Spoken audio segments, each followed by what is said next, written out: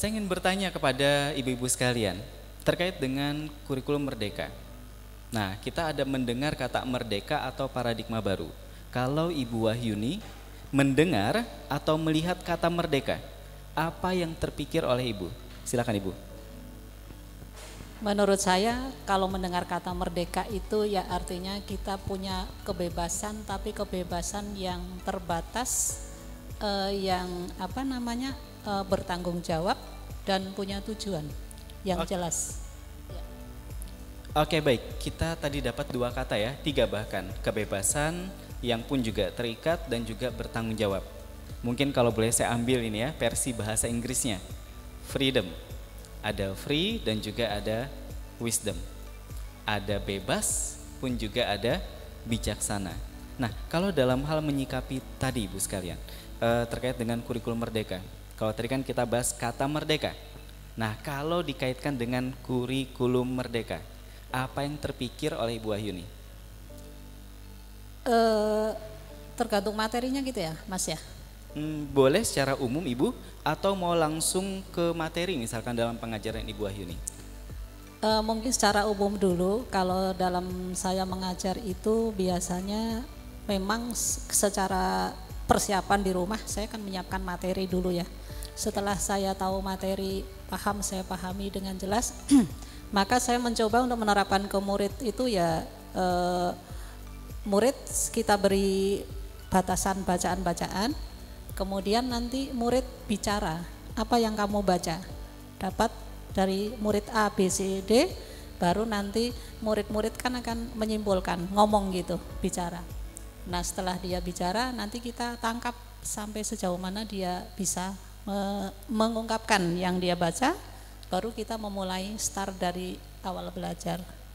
Di bagian mana Ibu mendapatkan atau Ibu ingin meng-highlight ya, menggarisbawahi kemerdekaan dalam pembelajaran tadi Ibu? Kalau yang selama ini saya kerjakan itu ya anak-anak merdekanya itu dari segi mencari literatur juga mencari literatur biasanya meskipun sudah saya beri tapi tidak saya batasi dari saya. Okay. Kemudian untuk ya itu dululah sebatas yang saya kerjakan dulu. Siswa juga tadi dapat menyampaikan pendapatnya ya, kalau saya lihat tadi dari kalau saya bayangkan ya dari pengajaran Ibu mencari literatur masing-masing, dapat membuka pendapat sendiri, yang mana betul. Tidak hanya materi itu, misalkan saya sebagai gurunya, anak-anak ini materinya pelajari dari saya sudah. Tidak seperti itu Ibu ya? Tidak. Ya. Jadi saya memang memberi materi, tapi selebihnya tidak cukup dari saya, silakan digali.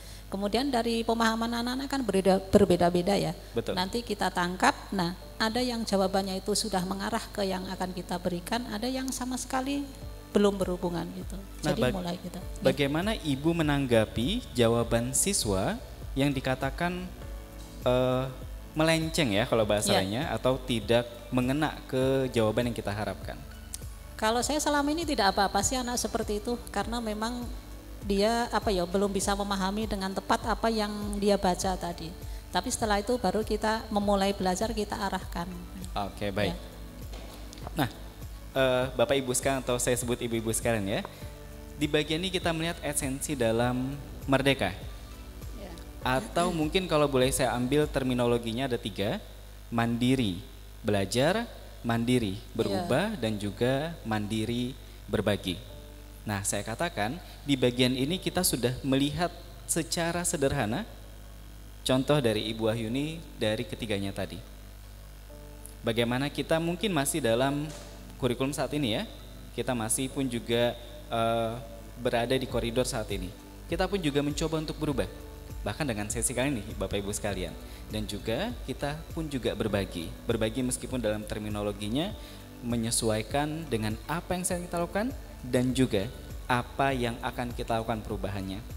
Nah dari Ibu Wahyuni ya, kita kembali ke materi kita.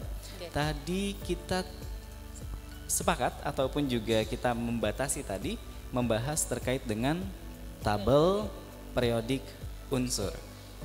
Nah kita akan berada di 10 menit ini Ibu Wahyuni dalam segmen pertama ini. Kalau bicara tabel periodik unsur, Nah, Ibu Wahyuni ingin menyampaikan apa? Atau esensi apa di dalam materi tabel periodik unsur yang Ibu Wahyuni ingin anak-anak bisa peroleh? Yang pertama dari tabel itu kan, tabel di sana kan intinya pengelompokan unsur ya. Jadi diawali dari bahwa unsur itu banyak sekali, ada unsur yang dari alam, ada unsur buatan. Kemudian untuk mempermudah mengenali kan dibuatkan tabel itu. Nah, dari sana anak harus kenal lambang, kemudian kenal nama, kemudian tahu kita menempatkan tabel periodik itu kan berdasarkan konfigurasi elektron. Jadi biasanya ke konfigurasi elektron dulu.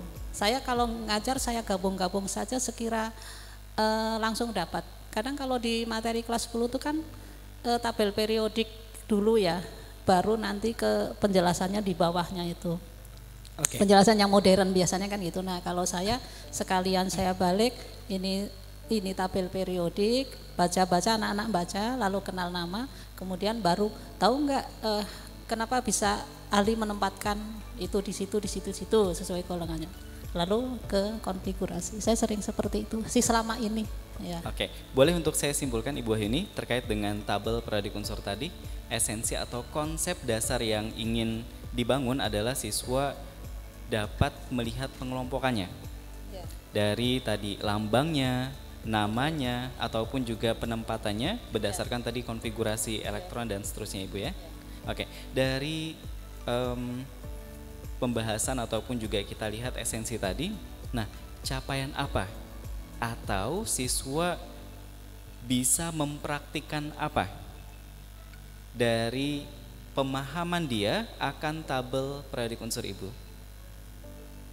Kalau dari situ target saya selama ini hanya sebatas sampai aplikasi saja, aplikasi untuk mengerjakan nanti ketemu di materi-materi berikutnya gitu saja. Kalau untuk tabel ya sebenarnya ada, kalau di kelas 3 itu ada dibahas kembali kan unsur-unsur, tapi tidak seperti di kelas 1.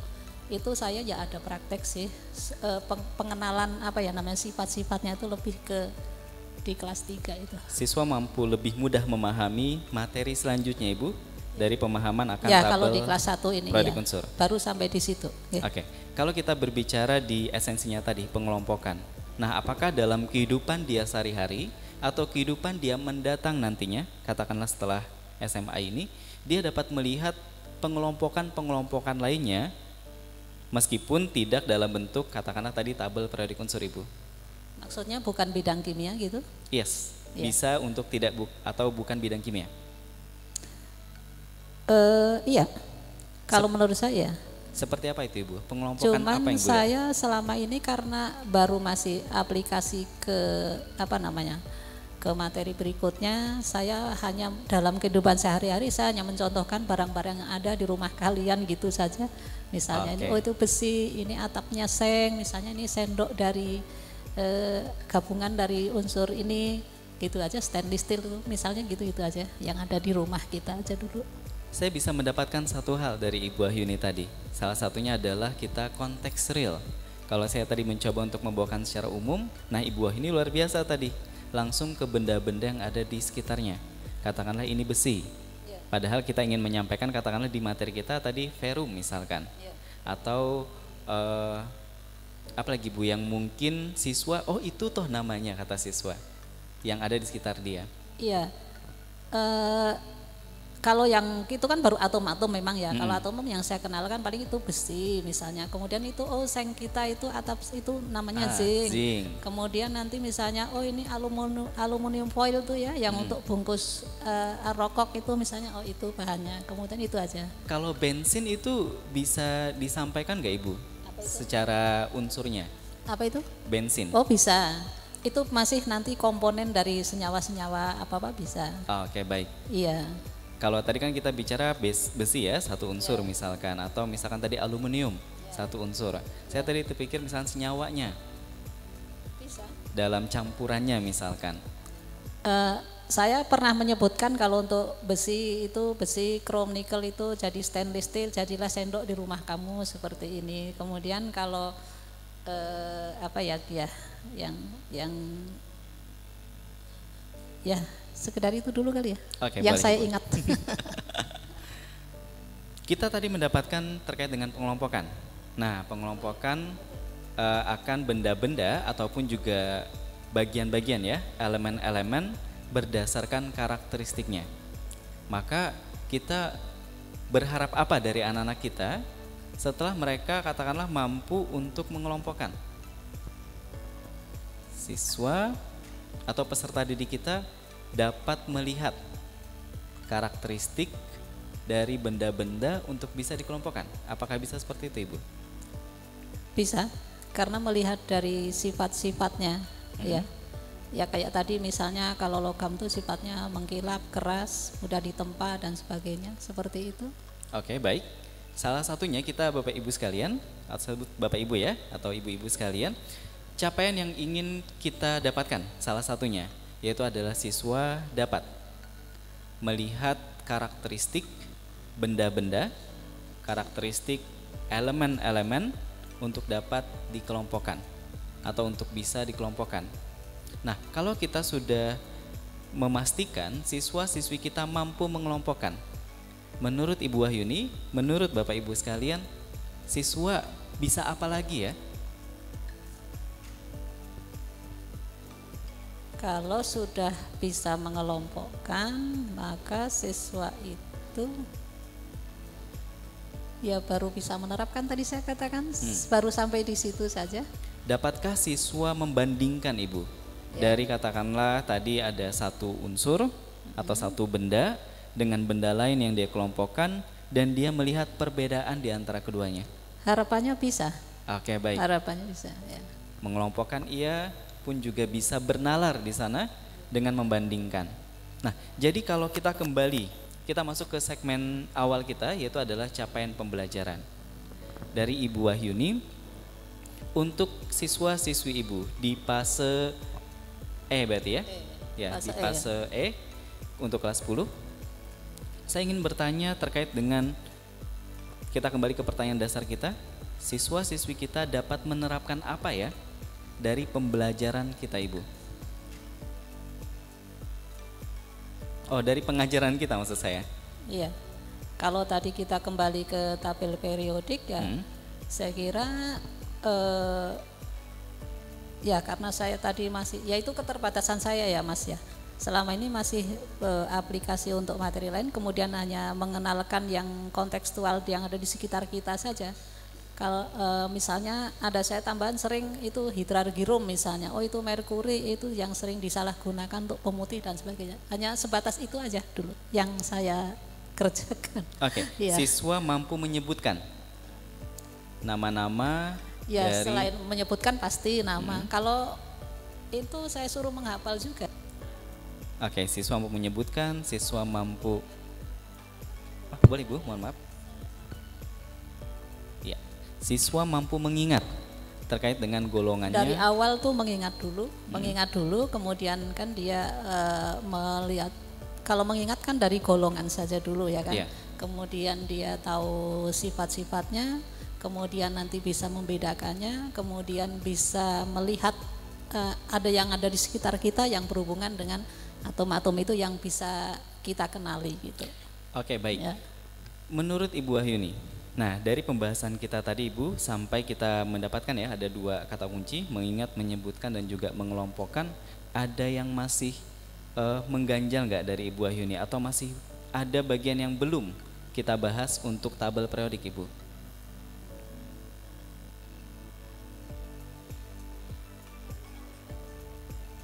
Oke. Katakanlah dalam hal misalkan memasangkannya. Kalau saya dulu, saya paling ingat itu menghafal Herlina kawin, Robi CS frustasi. Untuk di awalnya Ibu ya. Berarti cara untuk mengingatnya juga, bagaimana merantaikannya. Apakah di sana juga dikaitkan Ibu, dibahaskan terkait dengan misalkan nomor-nomor unsurnya? Oke.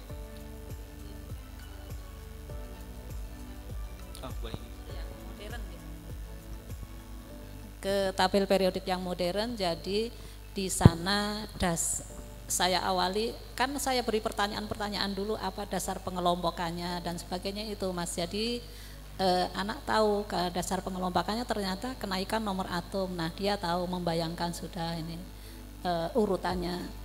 Kemudian berdasarkan sifat-sifat yang miripnya. Nah kenapa bisa mirip? Maka lari ke konfigurasi itu.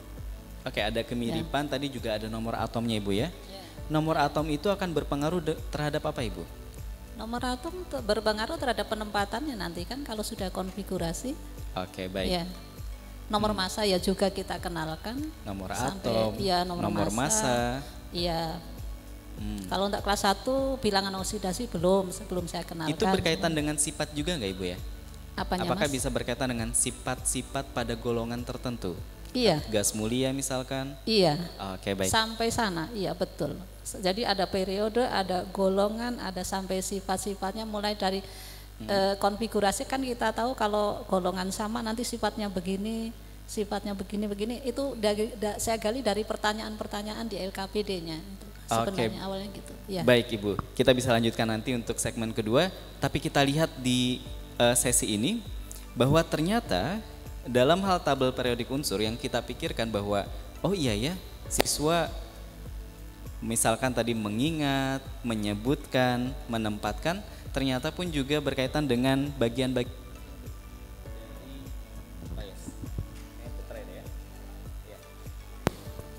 bagian-bagian tertentu dari unsur-unsurnya.